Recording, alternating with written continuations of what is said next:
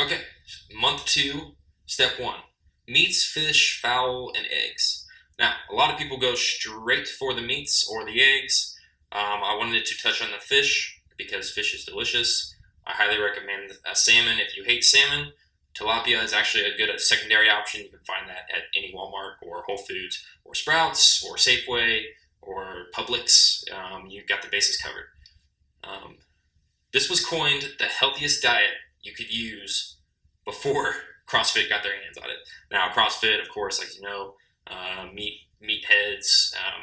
Everyone's trying to go back to the roots that everyone was grazing.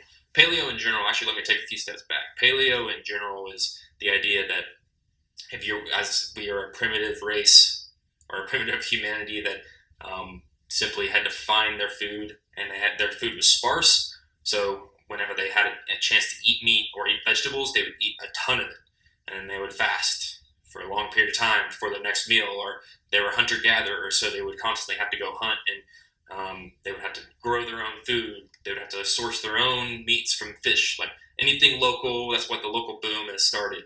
And the idea is anti-inflammatory omega-3 acids actually are fishy oil, or fish oil helps you actually stay full for longer, which is another part of that kind of primitive mindset. All in all, it's just eating healthy. Someone tied a story to it of how we used to eat. Everyone still eats this way. It's just a matter of putting a label to it.